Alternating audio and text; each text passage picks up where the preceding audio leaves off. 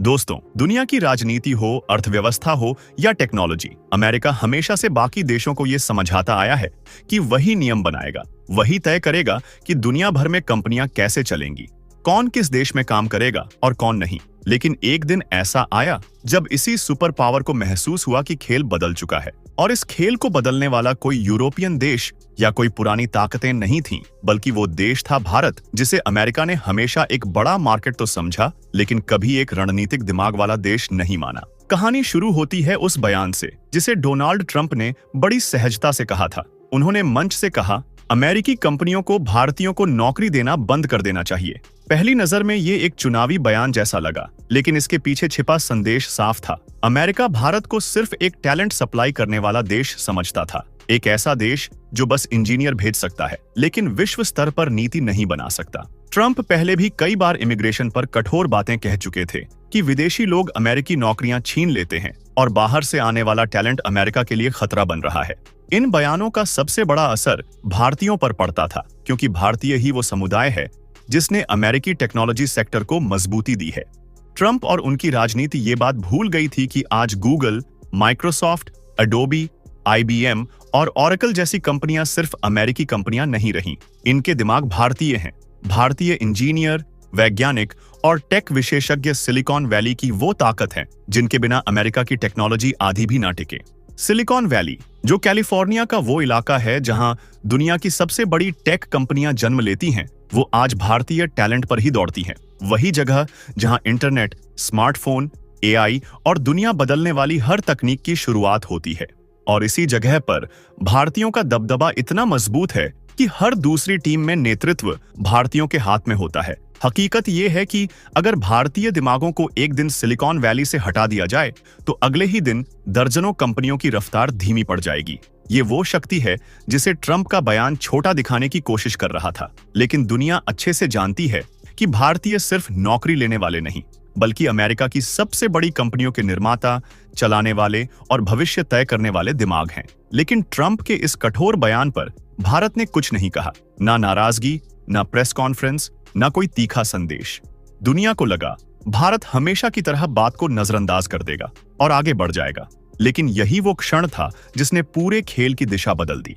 भारत चुप था, पर वो चुप्पी वैसी थी जैसे कोई शेर घास में लेटकर सही समय का इंतजार कर रहा हो। और फिर वो समय आया जब भारत ने एक ऐसा कदम उठाया जिसने वॉशिंगटन को हिला दिया। भारत ने डिजिटल इक्वलाइजेशन लेवी यानी डिजिटल टैक्स लागू कर दिया। ये टैक्स दुनिया की सबसे बड़ी टेक कंपनियों पर था। गूगल, Amazon, मेटा, एप्पल और माइक्रोसॉफ्ट जैसी वेल नोन कंपनीज जो भारत से अरबों कमाती हैं, लेकिन सालों से यहां टैक्स देने से बचती आई थीं।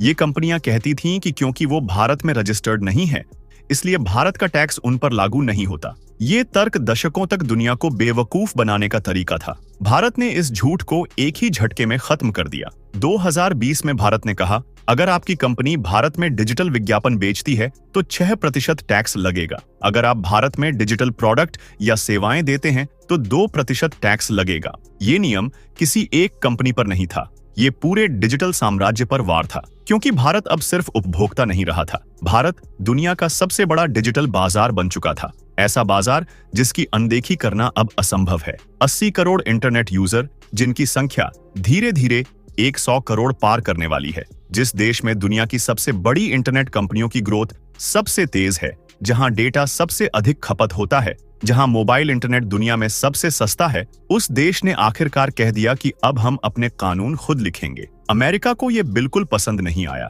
US ने पहले धमकी दी कि भारत टैक्स वापस ले, नहीं तो हम भारतीय उत्पादों पर टैरिफ बढ़ा देंगे। फिर कहा भारत अमेरिकी कंपनियों को टारगेट कर रहा है। फिर WTO में शिकायत दर्ज करवाई। फिर कूटनीतिक दबाव, फिर व्यापारिक धमकियां। मतलब वही पुरानी अमेरिकी रणनीति। जब भी कोई देश उनके सामने खड़ा होता है, उसे दबाने की कोशिश करो। लेकिन इस बार कहानी अलग थी। भारत घुटने टेकने वाला देश नहीं रहा था। भारत ने WTO में साफ कहा, हम कंपनी का देश नहीं देखते, हम ये देखते हैं कि मुनाफा किससे हो रहा है। अगर मुनाफा भारत के नागरिकों से है तो टैक्स भी भारत को मिलेगा। ये तर्क सिर्फ तर्क नहीं था, ये डिजिटल युग की सबसे सटीक परिभाषा थी। और WTO ने भारत की बात को सही माना। अमेरिका इस केस में झुक गया। ये उस दुनिया के लिए झटका था जो 70 साल से अमेरिका के नियमों पर चल रही थी। फिर भारत ने एक और कदम उठाया। डिजिटल टैक्स के दायरे में 119 विदेशी कंपनियों को शामिल कर लिया, जिनमें से 72 सिर्फ अमेरिका की थीं। इसका सीधा मतलब था अमेरिका की डिजिटल अर्थव्यवस्था के दिल पर भारत ने वार किया था। गूगल को भारत के टैक्स कानून के आगे झुकना पड़ा। अमेज़न, मेटा, एप्पल सबने दस्तावेज जमा किए, टैक्स भरा और भारत की नीति को स्वीकार किया। ये वो पल था जब दुनिया ने देखा कि भारत अब किसी के दबाव में नीति नहीं बदलता। यूरोप के देश भारत की इस नीति की तारीफ करने लगे। ब्राजील, इंडोनेशिया और मेक्सिको जैसे देशों ने कहा, भारत ने मार्ग दिखाया है कि कैसे एक विकासशील देश भी डिजिटल दुनिया में अपने अधिकार की रक्षा कर सकता है। ये वही देश थे जो पहले अमेरिका की ताकत से डरते थे और खुलकर कुछ बोल नहीं पाते थे। लेकिन भारत ने दिखा दिया कि बड़े बाजार की असली ताकत उपभोक्ताओं में होती है और भारत के पास दुनिया का सबसे बड़ा उपभोक्ता आधार है। इस नीति का असर इतना गहरा था कि आज गूगल और मेटा की भारत रणनीति पूरी तरह बदल गई है। भारत ने जैसे ही डेटा लोकलाइजेशन की बात की, कंपनियों ने नियम मानना शुरू कर दिया। भारत ने डिजिटल पेमेंट में यूपीआई को आगे बढ़ाया। अमेरिका की पेमेंट कंपनियां पीछे छूट गईं। भारत ने ओएनडीसी शुरू किया।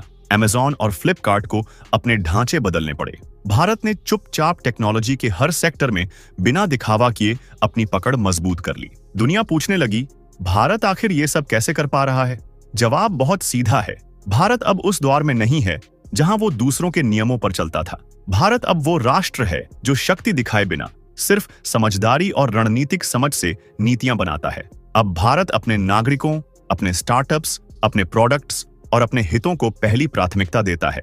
अमेरिका के लिए सबसे ज्यादा असहज करने वाली बात यही है कि भारत अब उनके कहने से नीति नहीं बदलता, और यही वजह है कि भारत की ये डिजिटल टैक्स नीति दुनिया के लिए एक उदाहरण बन चुकी है, जिसने दुनिया को दिखा दिया कि अगर किसी देश के पास बाजार की ताकत हो, जनता की संख्या हो और सही समय पर लिए गए ठोस फैसले हों, तो वो किसी भी सुपर पावर के सामने खड़ा हो सकता है।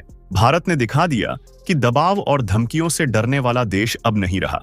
अब भारत नियम बनाता है, न कि सिर्फ पालन करता है, और यही बदलाव की असली ताकत है।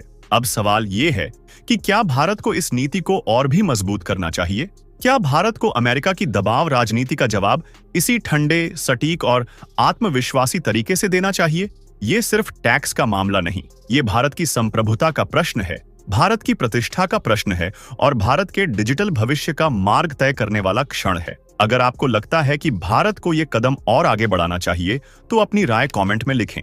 वीडियो पसंद आए तो लाइक करें, दोस्तों के साथ शेयर करें और चैनल को सब्सक्राइब करना ना भूलें, क्योंकि अब दुनिया बदल रही है और ये बदलाव भारत के नेतृत्व में हो रहा है। जय हिंद, वंदे मातरम।